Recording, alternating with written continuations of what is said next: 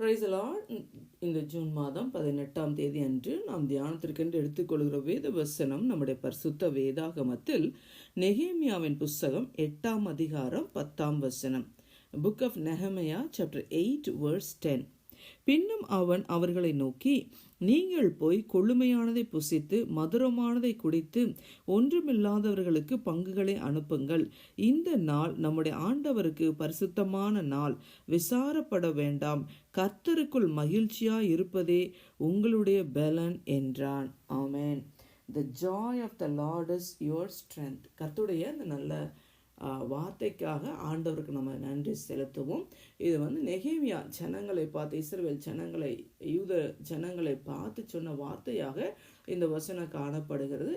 சிறையிருப்பில் இருந்த யூதர்கள் நெகேமியாவின் தலைமையில் அவங்க மறுபடியும் எருசலேமுக்கு அவங்க அலங்கத்தை கட்டுகிறாங்க. அவங்களுக்கு எவ்வளவோ எதிர்ப்புகள் இருந்த போதிலும் கர்த்தர் அவர்களோடு கூட இருந்தபடினால நெகேமியா அவர்களை பலப்படுத்தி எழுந்து கட்டுவோம் வாருங்கள் என்று சொல்லி பல எதிர்ப்புகளின் மத்தியில் அவங்க அந்த எருசலேமின் அலங்கத்தை 52 நாட்களில் அவங்க கட்டி முடிக்கிறாங்க. அந்த அலங்கத்தை கட்டி முடித்து அவங்க அதை பிரதிஷ்டை பண்ணும்பொழுது எல்லா ஜனங்கள் எல்லாம் யூத ஜனங்கள் அவங்க எல்லாம் கூடி வர்றாங்க. தண்ணீர் வாசல் அப்படின்ற அந்த இடத்துக்கு எல்லாம் ஒருமனப்பட்டு கூடி வர்றாங்க. அப்பொழுது வேத பாரகனாகிய எஸ்ராவை கொண்டு அவர்களுக்கு அந்த கர்த்தருடைய நியாயப்பிரமாணம், மோசேயினால் கொடுக்கப்பட்ட அந்த நியாயப்பிரமாணம் வாசிக்கப்படுகிறது. அப்போ எஸ்ரா அவர் வேத பாரகன். அவர் அப்படியாக ஜனங்களுக்கு அந்த நியாயப்பிரமாணத்தை வாசிக்கிறார். அப்போ அந்த நியாயப்பிரமாணம் வாசிக்கப்படுகிறது. அதெல்லாம் கேட்குறாங்க ஜனங்கள். அதை கேட்ட பொழுது அவங்க இருதயத்தில் அவங்க குத்தப்பட்டவர்களாக எல்லாம் அழுகிறாங்க. நான் கர்த்தருடைய நியாயப்பிரமாணத்தை நம்ம கை கொள்ளவில்லையே என்று சொல்லி கர்த்தருடைய கோபம் நம்ம மேலே வரப்போகிறது என்று சொல்லி அவங்க மன வருத்தப்பட்டு எல்லாம் அழுகிறாங்க. அப்போ தான் என்னென்னா நெகேமியாவும் எஸ்ராவும் இன்னும் மற்ற ஆசாரியர்கள் எல்லாரும் ஜனங்களை பார்த்து, நீங்கள் அழ வேண்டாம், இந்த நாளில் நீங்கள் அழுகாதீங்க, நீங்கள் துக்கப்பட வேண்டாம் அப்படியெல்லாம் ஜனங்களை அவங்க ஆறுதல் படுத்துகிறாங்க. அப்போ தான் நெகேமியா அந்த வார்த்தை சொன்னார், நீங்கள் அழுக வேண்டாம், இந்த நாளில் நல்லா கொழுமையானதை புசித்து நீங்கள் மதுரமானதை குடித்து ஒன்றுமில்லாதவர்களுக்கு உங்கள் பங்குகளெல்லாம் அனுப்புங்க. இந்த நாள் கர்த்தருக்கு பரிசுத்தமான ஒரு நாள். இந்த நாளில் நீங்கள் விசாரப்பட வேண்டாம், துக்கப்பட வேண்டாம், நீங்கள் அழுக வேண்டாம். ஏன்னா கர்த்தருக்குள்ள மகிழ்ச்சியாக இருப்பதே உங்களுடைய பலன் என்று சொல்லி அப்படியாக ஜனங்களை தைரியப்படுத்தி அப்படியாக ஆறுதல் படுத்தி இந்த வார்த்தைகளை நெகேமியா சொல்லுகிறார். அதன் பிறகு ஜனங்கள் அவங்க அழுகாமல் சந்தோஷமாக தங்களோட அப்படி புசித்து குடித்து தங்கள் பங்குகளை அனுப்பி அவங்க சந்தோஷப்பட தொடங்கினார்கள். சந்தோஷம் என்று சொல்லி அப்படியாக நம்ம வாசிக்கிறோம். ஆமென். கர்த்தருக்கு மகிமை உண்டாவதாக. பிரியமானவர்களே, கர்த்தருக்குள்ள மகிழ்ச்சியாக இருப்பதே நம்மளுடைய பலனாக இருக்கிறது இல்லையா? For the joy of the Lord is our strength. கர்த்தருக்கு ஸ்தோத்திரம். நம்ம பல சூழ்நிலைகளில் நம்ம கடந்து போகிறோம் இல்லையா? நம்முடைய இருதயத்தை பாரப்படுத்துகிற காரியங்கள் பல இருக்கலாம் நம்முடைய வாழ்க்கையில் இல்லையா?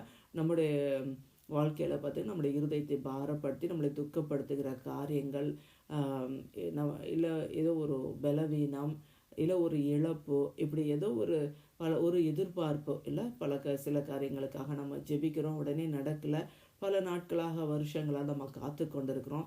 அது நிமித்தம் நம்முடைய இருதயத்தில் ஒரு துக்கம், ஒரு ஏமாற்றம், இப்படி பாருங்கள் நம்முடைய இருதயத்தை என்னென்னா பாரப்படுத்துகிற காரியங்கள் இருக்கிறது இல்லையா? அப்போ அந்த பாரத்தில் துக்கத்திலேயே நம்ம அமிழ்ந்து போக ஆண்டவர் விரும்புகிறது அல்ல. நம்ம எவ்வளோ சூழ்நிலைகள் மத்தியில் கடந்து போனாலும் கர்த்தருக்குள்ளே நம்ம மகிழ்ச்சியாக இருக்க வேண்டும் என்று சொல்லி கர்த்தர் விரும்புகிறார் இல்லையா? அப்போ நம்ம கர்த்தருக்குள்ளே மகிழ்ச்சியாக இருப்பது தான் நம்முடைய பலனாக இருக்கிறது இல்லையா? நம்ம துக்கப்பட்டு பாரப்பட்டு அப்படியே இருந்தோன்னா இல்லையா, நம்ம உள்ளான மனுஷனை என்ன ஆயிடுவோம், நம்ம பலவீனப்பட்டு விடுவோம். நம்ம ஆண்டவரை அந்த உற்சாகத்தோடு நம்மளால் அந்த ரட்சிப்பின் சந்தோஷத்தோடு ஆண்டவரை ஆராதிக்க முடியாது, ஆண்டவரை கேட்டி நமக்கு சேர முடியாது, நம்மளால் எழும்பி பிரகாசிக்க முடியாது. நம்ம துக்கப்பட்டு என்ன ஆகிடுவோம், அப்படியே நம்ம உள்ளான மனுஷனில் நம்ம பலவீனப்பட்டு விடுவோம். அது மட்டுமல்ல, சிலர் ரொம்ப துக்கப்பட்டு அவங்களுடைய சரீரத்திலையும் பலவீனம் வந்துடும். அதனால தான் பவுல் அப்போஸ்தலன் கொரிந்தியர் புத்தகத்தில் சொல்லுவார், அந்த லௌகீக துக்கம் வந்து மரணத்தையே பிறப்பித்து விடும் என்று சொல்லி இல்லையா. பிரியமானவர்களே, நம்ம கர்த்தருக்குள்ள நம்ம மகிழ்ச்சியாக இருக்க நம்ம கற்றுக்கொள்ள வேண்டும் இல்லையா. சங்கீதம் 37:4 வாசிக்கிறோம், கர்த்தரிடத்துல நீ மன மகிழ்ச்சியாக இரு, அவர் உன் இருதயத்தின் வேண்டுதல்களை உனக்கு அருள் செய்வார் என்று சொல்லி இல்லையா. அப்போ நம்முடைய சூழ்நிலைகள் எதுவாக இருந்தாலும் கர்த்தருக்குள்ள நம்ம சந்தோஷமாக இருப்பது தான் நம்மளுடைய பலனாக இருக்கிறது இல்லையா. கர்த்தர் நிச்சயமாய் நமக்கு உதவி செய்வார். கர்த்தர் நிச்சயமாய் நம்முடைய ஜெபத்துக்கு பலன் கொடுப்பார். கர்த்தர் நிச்சயமாய் நம்முடைய சிறையிருப்புகளை திருப்புவார் இல்லையா. தெற்கத்தி வெள்ளத்தை திருப்புவது போல கர்த்தர் நம்முடைய சிறையிருப்புகளை திருப்புகிறவர். கர்த்தர் நம்முடைய சிறையிருப்புகளை திருப்பும் பொழுது நம்ம எப்படி இருந்தோமா, சொப்பனம் காண்கிறவர்கள் போல இருந்தோம் இல்லையா. அப்பொழுது நம்முடைய வாய் களிப்பினாலும் நம்முடைய உதடுகள் சந்தோஷத்தினாலும் நிரம்புகிறது என்று சொல்லி அப்படியாக நம்ம வாசிக்கிறோம் வேதத்தில் வசனங்கள். பிரியமானவர்களே, அப்போ நம்ம ஆண்டவருக்குள்ள நம்ம சந்தோஷமாக இருப்பது தான் நம்மளுடைய பலனாக இருக்கிறது இல்லையா. கர்த்தருக்குள் எப்பொழுதும் சந்தோஷமாக இருங்கள், எப்பொழுதும் சந்தோஷமாக இருங்கள் என்று சொல்லி மறுபடி நான் உங்களுக்கு சொல்லுகிறேன் என்று சொல்லி பிலிப்பியர் 4 பவுல் அப்போஸ்தலன் எழுதுகிறார் இல்லையா. தெசலோனிக்கேயர் புஸ்தகத்திலே சொல்லுகிறாரு, எப்பொழுதும் சந்தோஷமாக இருங்கள், இடைவிடாமல் ஜெபம் பண்ணுங்க, எல்லாவற்றிலையும் நீங்கள் ஸ்தோத்திரம் செலுத்துங்க. அப்படி செய்வது தான் கிறிஸ்துக்குள்ள உங்களை குறித்து தேவனுடைய சித்தமாக இருக்கிறது என்று சொல்லி. ஆமே, கர்த்தருக்கு ஸ்தோத்திரம். பிரியமான நம்ம என்னென்ன காரியங்கள் நம்முடைய இருதயத்தை பாரப்படுத்துகிறதோ இல்லையா, கர்த்தர் மேல் உன் பாரத்தை வைத்து விடு, அவரே உன்னை ஆதரிப்பார் என்று சொல்லி வசனம் சொல்லுவது இல்லையா. அப்போ நம்ம துக்கப்பட்டு அப்படியே வேதனையோடு துக்கத்தோடு பாரத்தோடு அப்படி இல்லாமல் எல்லாவற்றையும் கர்த்தர் மேலே கர்த்தரிடத்துல ஒப்பு கொடுத்துட்டு இல்லையா, நம்ம கர்த்தருக்குள்ள நம்ம சந்தோஷமாக இருக்க நம்ம கற்றுக்கொள்ளணும் இல்லையா. நம்பிக்கையில் சந்தோஷமாக இருங்கள், உபத்திரவத்தில் பொறுமையாக இருங்க, இடைவிடா ஜெபத்தில் உறுதியாய் தரித்திருங்கள். ரோமர் 12 நம்ம வாசிக்கிறோம் இல்லையா. அப்போ நம்ம சந்தோஷமாக இருக்கணும், கர்த்தருக்குள்ள நம்ம மன மகிழ்ச்சியாக இருக்க நம்ம கற்றுக்கொள்ள வேணும். கர்த்தர் நிச்சயமாக நம்முடைய துக்கத்தை சந்தோஷமாய் மாற்றுவார் இல்லையா. நம்முடைய துக்கத்தை எல்லாம் ஆற்றி நம்மளை சந்தோஷப்படுத்துவார் கர்த்தர். ஆமே, இன்னும் கொஞ்ச நாளில் இன்னும் இல்லையா களிப்பின் சத்தம், மகிழ்ச்சியின் சத்தம், மணவாளனின் சத்தம், மணவாட்டின் சத்தம் இதெல்லாம் கேட்கப்படும் என்று சொல்லி சேனைகளை கர்த்தரை துதியுங்கள், அவர் நல்லவர் என்று கர்த்தரை ஸ்தோத்திரிக்கிறோட சத்தம் எல்லாம் கேட்கப்படும். நான் தேசத்தின் சிறையிருப்பை திருப்புவேன் அப்படியெல்லாம் எரேமியா புஸ்தகத்தில் நம்ம வாசிக்கிறோம் இல்லையா. பிரியமான கர்த்தர் நிச்சயமாய் நம்முடைய சிறையிருப்புகளை ஆண்டவர் திருப்புவார். நிச்சயமாக நம்முடைய சூழ்நிலைகளை கர்த்தர் மாற்றுவார். வறண்ட நிலமும் வனாந்தரமும் கடுவழி கழித்து மகிழ்ந்து புஷ்பத்தை போல செழிக்கும் இல்லையா. அப்போ நம்மளோட வாழ்க்கை இப்படியே இருக்காது. ஆண்டவர் சூழ்நிலைகளை மாற்றுவார், நம்மளுடைய ஆண்டவர் மகிழ பண்ணுவார் இல்லையா. அதனால் நம்பிக்கையில் நம்ம சந்தோஷமாக இருக்கணும். அப்போ தான் நம்ம என்னென்னா கர்த்தருக்குள்ளே நம்ம வளர முடியும். கர்த்தருக்குள்ள நம்ம மகிழ்ச்சியாக இருப்பது தான் நம்மளுடைய பலனாக இருக்குது. ஆகையினால ஆவியானவர் இந்த நாளில் நம்மளோட பேசுகிற காரியம் என்ன என்று சொன்னால், நீங்கள் துக்கப்பட வேண்டாம், நீ அழுக வேண்டாம், நீ விசாரப்பட வேண்டாம் அப்படின்னு கர்த்தர் இந்த நாளில் நம்மளோடு கூட பேசுகிற இந்த வார்த்தைகளுக்காக ஆண்டவருக்கு நம்ம நன்றி செலுத்துவோம். பிரியமான கர்த்தருக்குள்ள மகிழ்ச்சியாக இருப்போம். அது நம்முடைய வாழ்க்கையில் நமக்கு பலனாக இருக்கிறது இல்லையா.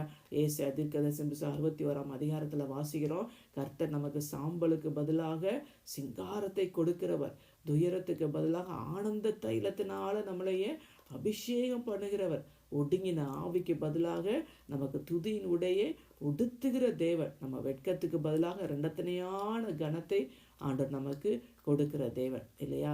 ஆமேன். கர்த்தருக்கு நம்ம மகிமையை நம்ம செலுத்துவோம். ஆகையினால நம்ம சந்தோஷமாக நம்ம இருப்போம், கர்த்தருக்குள்ள மகிழ்ச்சியாக இருப்போம். கர்த்தர் நிச்சயமா இல்லையா நம்ம துக்க முகத்தோடு கண்ணீரோடு புலம்பலோடு அழுகையோடு அப்படி நம்ம இருக்கக்கூடாது இல்லையா. நம்ம சூழ்நிலைகள் எப்படி இருந்தாலும் கர்த்தருக்குள்ள மகிழ்ச்சியாக கர்த்தர் நிச்சயமாக எங்களுக்கு உதவி செய்வார். கர்த்தர் நிச்சயமாய் சூழ்நிலைகளை மாற்றுவார் என்று சொல்லி அப்படியாக ஆண்டவருக்குள்ள நம்ம பலப்படுவோம். கர்த்தர் தாமே நம்ம ஒவ்வொருவருக்கும் அந்த கிருபையை கொடுப்பாராக.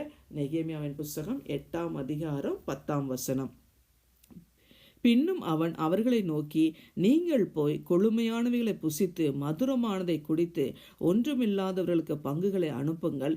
இந்த நாள் நம்முடைய ஆண்டவருக்கு பரிசுத்தமான நாள். விசாரப்பட வேண்டாம். கர்த்தருக்குள் மகிழ்ச்சியாய் இருப்பதே உங்களுடைய பலன் என்றான்.